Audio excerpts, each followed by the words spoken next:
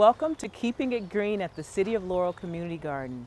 My name is Dawn Williams. I am your host and the president of the City of Laurel Community Garden.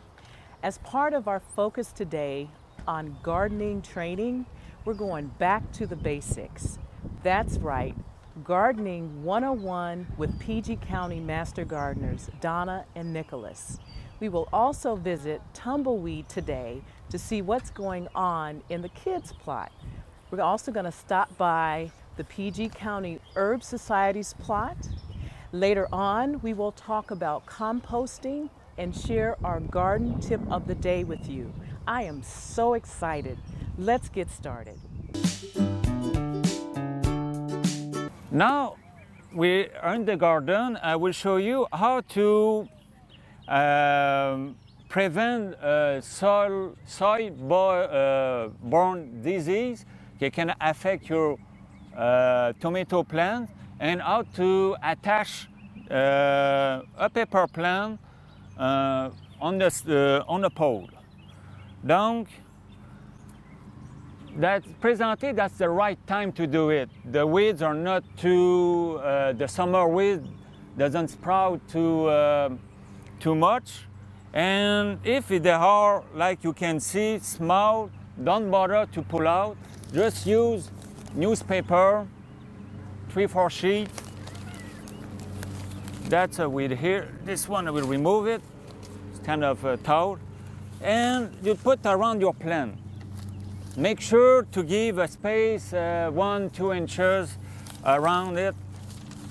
The other advantage to put newspaper is they keep the soil moist. Donc, evaporation will slow down the evaporation, keep the soil moist, and they will prevent, when it's rain too, the disease to spray on your plant and the soil to run away.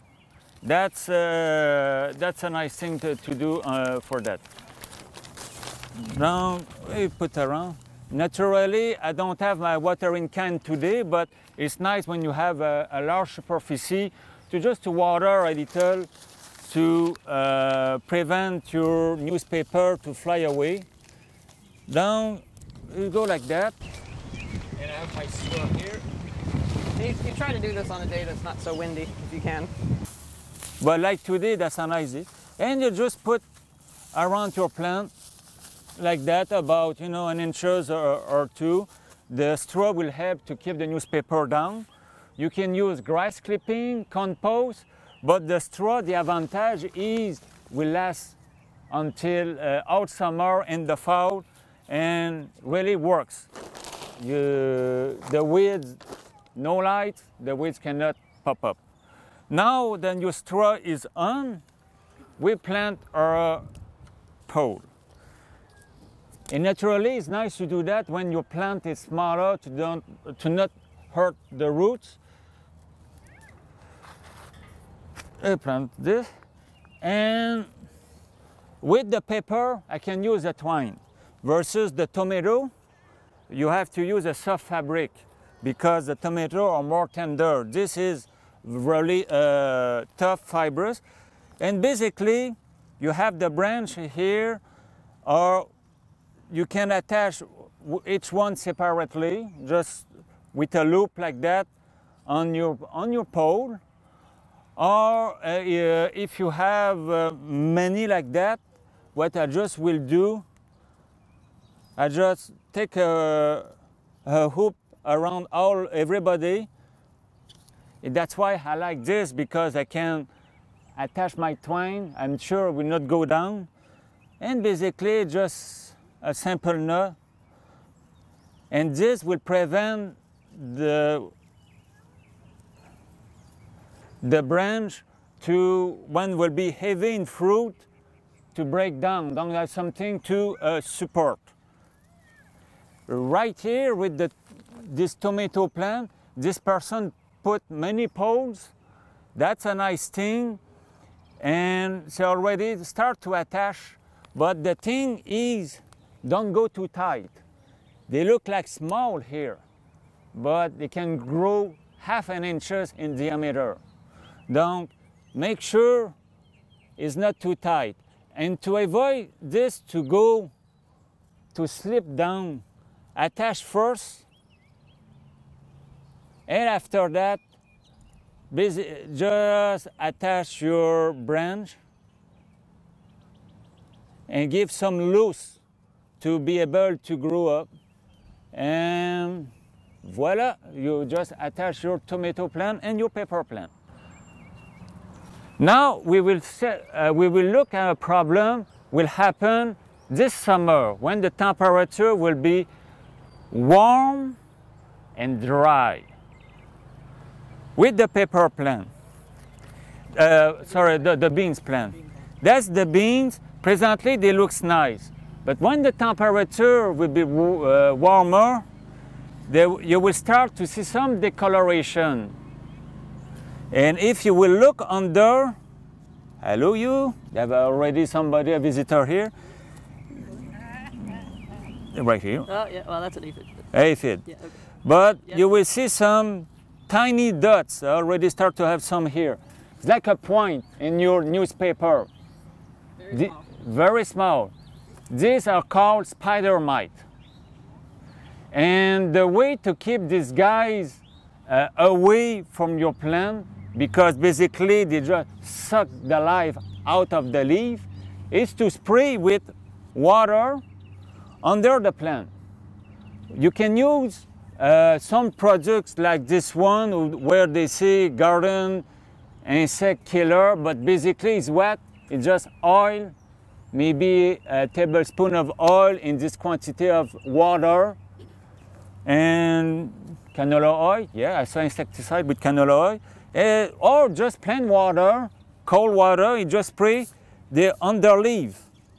That's the thing, it's the underleaf, not the upper, but you do that.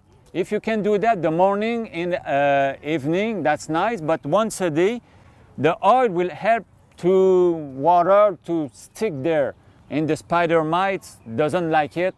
Then you will control the population with that. Yeah, and the challenge there is to really be effective, you really need to do it once a day, which may be a little bit challenging, in the community garden, but for best effects, doing it continuously really helps. This is a zucchini plant. You want to have zucchini this year. You can ask the pollinator to do the job for you, or like my wife like to do every day, it's to go in the garden in the morning.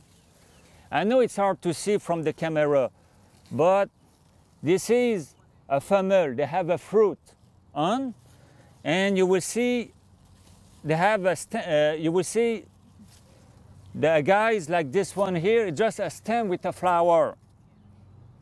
You take a Q-tips for the male flower, and you go inside of the female one with the fruit.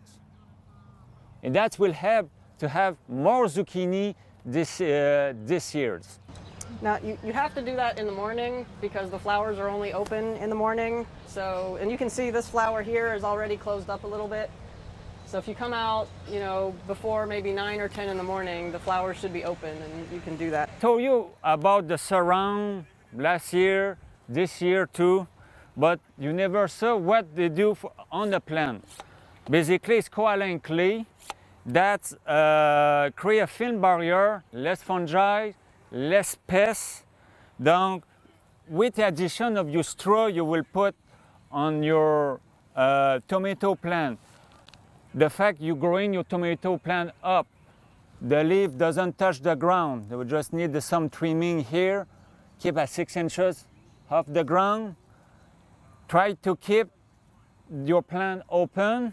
The last thing you can do after all of that is to apply surround.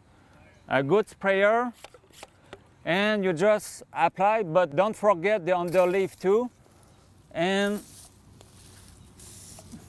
doesn't cause any problem to your tomato. If you have some white powder, that's the result on your tomatoes fruit. It's not a problem, easy to wash. But I hope you like white, because as you can see, everything turned white. But that's a nice way to prevent a problem. And when the color white start to fade, that means it's time to reapply. If it's sunshine for 2 weeks, you don't need to reapply. If it's raining all the time, you will have to reapply more often. Something else to add? No, I think you about covered it. Now it's time to go see Susanna at the children's garden, and she will show you how to seed the zucchini plant. Hi, thanks Donna and Nicholas. We're here in the kids plot and I have a couple volunteers with me. Molly is going to help me put some zucchini seeds in our raised bed here. So the first thing we have to do is build a little bit of a mound. So you want to make sure you don't have any weeds in there, pull them out and, you know, dispose of them away from your plots. They don't grow back. And then you want to make a nice little mound and then we got to pat it. Molly, can you pat the top of the mound? Yes. Go pat, pat, pat. Pat, pat. So you have a nice flat surface so the water won't just wash right off. And then once you have your mound and you know that zucchini need to be spaced out enough. So we have 2 zucchini mounds for this bed. Then what we're going to do is look on the back here and see how deep we need to plant them. So it says we need to plant these 1/2 inch deep. And we're going to go ahead and put in like 3 seeds on the top here. And then when they come up, we'll pick the best 1 or 2 to let continue to grow. But if one of them doesn't look so good, it's okay. We got 2 to cover us. So first you put them in your hand so you don't drop them because some seeds are much smaller. These happen to be a decent size. And then we're going to put 3 seeds in a triangle, Molly. Can you do that? Yeah. Okay. You want to take your glove off? Yeah. Okay. Sometimes it's easier to do without gloves. So you got to make 3 seeds. Let me help you? Yeah. Okay. And then we're going to push it in the ground. Put one there. And then you can use your finger and you can poke it in the ground. Yeah. Here you go, poke it in. And then you cover it back up so it's 1/2 inch deep. And then now we need to do over here. Okay. You want to poke it in? Yeah. Okay. Poke. There we go, great. So once you get these in, then you want to make sure you water them right away. Pat, pat, pat. And if you want, you can also plant some other things in between your mounds, like radishes that come up very quickly, or you could put some grass clippings or something to prevent weeds from growing in the meantime. Now we're going to go talk to our friends Gabrielle and Ben over here. They're going to do some more planting in different types of containers. So they are planting some flower seeds, and these types of flowers are great companion plants to vegetable gardening because they attract some of the beneficial insects and birds and things that we want to come help make our garden grow. So she's using an egg carton that we have at home and she's filling it with soil. Mom, Wait, just wait a minute please, Ben. Okay? Thank you. And so these seeds need to go 1/2 inch deep. So we want to really get that soil in there nice and high because once you water it, it's going to get compacted anyway. And we can break apart this carton later to get these little seedlings out, and then we could put them in between our mounds. Okay, so you ready, Gabrielle? Yes. So you want to probably just do 1 each spot so that we don't get too much crowding. And we can always add more dirt later. I normally kind of put all the seeds out to make sure you have your spacing the way that you would like, and you don't forget if you already planted in that spot.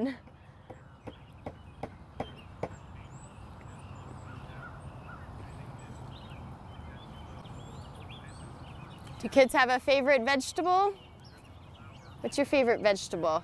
I like. You like to eat basil in the garden? Yeah, and green beans? Probably asparagus. Asparagus. Oh, I see. You found a worm. Yeah. There we go. Okay, and then you might want to just get a little more soil, and you can just kind of sprinkle it over top. and then pat it a little bit tighter. And it looks like it's overflowing, but once you press down on it, it'll be pretty snug in there. And then you just have to keep watering it. And this says that within 65 days, you will have some beautiful flowers to put near your vegetables. So Ben, what do you have there? Shoe. And what kind of shoe is this? A wooden shoe. Yeah, so you can plant in just about any kind of container that will, hold up outside. This eventually will break down, but this will hold up for a while. So you maybe we'll just do 2 seeds in that one, Ben, okay? Or you already have a couple seeds in your hand. So you can go ahead and put them in, and then we have, bless you. I can't get them with my glove. There you go. And then put the other one in. Maybe 4. I think we only need 2, because if you put too many in, then sometimes they get too crowded and they won't grow as big. Okay, now we got to put some more soil on top. I'll take the extras and we'll put them in here, and we can reuse them for future seasons of gardening. There you go. There too. And just keep adding a little more here, and then you got to press down on top. Thank you very much, kids. Now we're going to send it back to the PG Herbal Society. Bee by Hi, my name is Jim Cross. I'm president of the Prince George's Herb Society, and we're glad you all are with us this morning. The Herb Society meets at the Montpelier Mansion on the 4th Thursday of the month at 7:30, and folks are welcome to come and join us. We have speakers and all kinds of good food, so drop by. I'd like to introduce Andrew Pengelly and Kat Bennett. They're going to be talking today about our herb garden. We have a demonstration garden here in the community garden for people to learn more about herbs. So I'll turn it over to Andrew. Thank you, Jim. Good morning, viewers, and welcome to the demonstration garden. And this is a garden we sometimes call the grow your own home medicine chest. And so all the plants we have growing here either have uses as medicinal plants or as culinary plants. And in many cases you can use them for both, so they're both foods and medicines. So we'll just start straight off showing you some of the main herbs that we have here, and then in a couple of minutes she's got a little team here and she's going to demonstrate some of the children activities that you can also incorporate into such a demonstration garden. So let's start right here at the beginning. So the first thing that you see growing here is a peppermint. And peppermint, as you would know, is very, very fragrant, and it makes a delicious herbal tea. And so the only thing you have to be careful with peppermint is it is a mint, and like all mints, it will want to take over your whole garden bed. So we spend more time probably pulling out mints than anything else in this garden. So that is your peppermint. Now, what you might notice, if the camera can pick it up, is we've got 2 layers, 2 tiered garden beds here. And so the higher bed over here that we've got the gravel and so on, we've got our herbs on there that need really good drainage. And these are particularly the Mediterranean type herbs. And so you can see some lavender there, some thyme, some rosemary and sage. So we've had a lot of heavy rain lately, and some of these plants have died back a little bit because they don't like the heavy rain, but they've got the good drainage, so they will survive very well. And we also have thyme growing here. So plants like sage and thyme, they look pretty in the garden. You can make teas, herbal teas. You can use them in cooking, and they also have medicinal qualities. So for example, the thyme and sage we can mix together and make a nice throat gargle or a mouth gargle. In addition, we have here some echinacea, also known as the purple coneflower. So a lot of people in the area just grow these ornamentally because they look really pretty and they grow all through the summer. And they're also good medicine for helping to relieve symptoms of coughs and colds. And you can use all parts of the plant. And so that's one of our special plants in the garden. Here it hasn't quite flowered yet, but this is the marshmallow. A lot of people are familiar with s'mores and marshmallow candies, but this is the true marshmallow, and the root of it you can actually use as medicine, like you can make up a cough syrup, and it's also quite sweet, so you can actually use it for candy.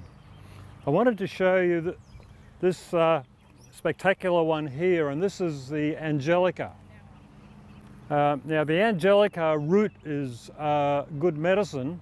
The stems are edible. You can cook them with sweet things, and you can candy them as well. So they have a lot of uses, and this is an interesting one because these little seed areas are being infested with aphids, and as you know, aphids sap the juice out of plants, but we've also got ladybugs on here as well that are helping to clear up the aphids. So we've got a good little ecosystem going there. So at this point I'm going to hand over to Kat and her little team of helpers here, and they're going to tell you something about children activities. So we'll welcome anyone to come to bring your children here. This is a great touch place, a feel place, and there's a lot of things that you can do, especially if you want to teach your children about herbs. So I ask you guys, what herb do you think tastes like candy canes? I think it was mint because you use mint and mint is minty and candy canes are minty. So. That's right. So we have mint growing right here that tastes like candy canes. Do you know any of these plants that would taste like licorice? I think maybe. So that would be our fennel. So you guys pass this around and tell me if you think it tastes like licorice. And We can eat it? yes, and people can come here and actually have their children, smell the herbs. I wouldn't eat everything. So we have another one here, and it tastes like, can you brand me anything? Well, marshmallow, no, this one doesn't taste quite like marshmallow, but you can make a marshmallow syrup on it that does taste a little bit like marshmallow. It's the lovage. Lovage? Yeah, not the little one, yeah. Can you cook the leaves? From marshmallow? No. So tell me what this smells like. Marshmallow. No, this one. What's this one smell like? Anybody? Oh. Smell familiar? Yeah. It smells like something, I just don't know what Celery! Oh yeah. So lovage smells a lot like celery. Now I have a question for you. It's not so much here, but angelic is actually one of the tallest herbs you can grow. This can grow, if it's happy, to 10 feet tall. Can you imagine an herb growing that tall? It's even taller than my dad. Yeah. And then we have an herb here too. See the little yellow guy down there? Do you know what that is? Has anybody ever read Peter Rabbit? Yes. The story Peter Rabbit? And what kind of tea do they drink at the end of the story? What is that? Chamomile. And that is chamomile tea, and that's a great tea for children. So you're welcome to take some of that. Thank you for your time, Andrew. Thanks, Kat. Thanks for all your helpers, and we hope you learned something from that, and we welcome you all to come down to the Laurel Community Garden. This is here as a demonstration for the community, so you can all come and you can all pick a few leaves while you're here and help with the garden, and thank you very much for sharing the time with us. Laurel, Maryland's outdoor pleasures can be found in its acres of parkland or on a lake, This is my Laurel. where a legacy of service to others rises from the ashes of a downtown fire and sparks a renewed sense of community, This is my Laurel. where the people and the leaders work together for progress. This is my Laurel. For all things Laurel, tune in to Laurel TV. Turn your power on.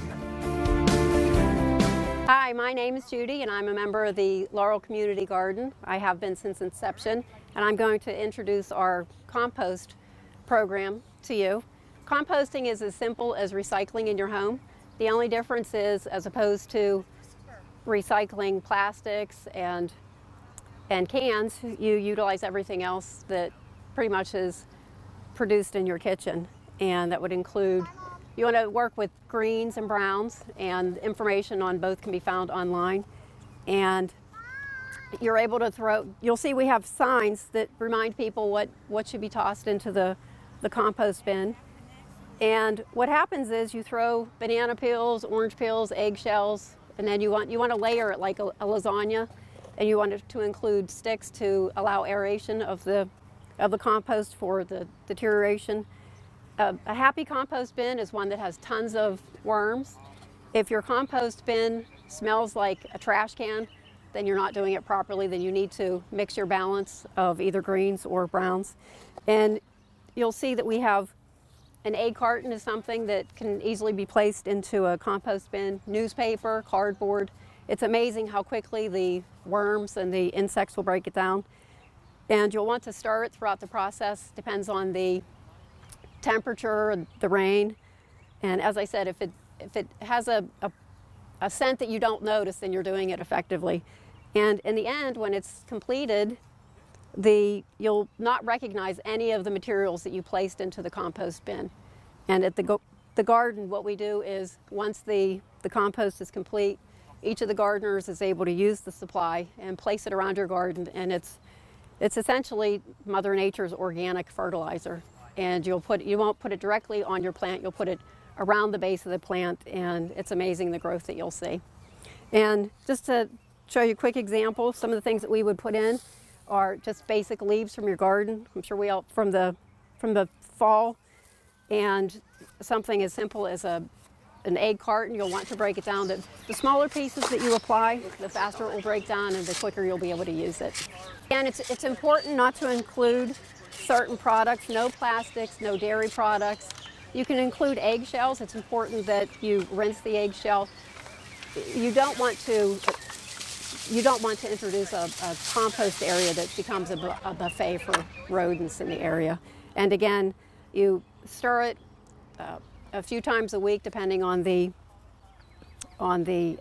heat and you'll want to water it to keep it moist. But you'll see it's when it's complete, you'll not recognize it, and it looks just like soil. And now we'll go back to Susanna, who has another garden tip of the day for you.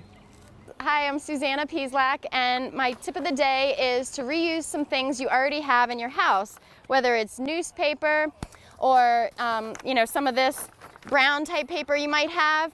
When you're expanding upon a plot, you might want to put this layer down first. It will biodegrade. You can put it down underneath, and then when you rake some of your new soil and leaf grow over top, while that biodegrades, it'll also help keep some of the grass and the weeds from coming back up through your raised bed. My other tip with reusing what you already have is crushed eggshells. So my family eats a lot of eggs, and we wash out the eggshells. We actually dry them, and then we crush them. So this is many, many dozens of eggs. And this is good for your tomato plants. You can put this in the compost bin, or if you want, you can put it directly on your tomato plants down by the roots. So at the very bottom here, and just crushing it with your hands as fine as you can. Some people even put it in the blender to get it really fine, but you can just put it around the base of the tomato plants, and then you won't get those brown spots on the bottom of your tomatoes as they start to grow and mature in the rest of the season. So I hope you enjoyed this tip, and back to you, Dawn. Thank you for watching Keeping It Green and spending time with us at the City of Laurel Community Garden. Be sure to tune in to Laurel TV each Saturday at 8 a.m.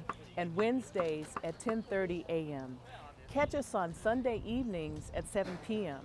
Laurel TV is also on Comcast Channel 71 and Verizon Channel 12 inside the city limits. If you are outside the city limits, you can watch live screening on laureltv.org. Be sure and like our Laurel TV Facebook page and the City of Laurel Community Garden Facebook page. Until next time, keep it green.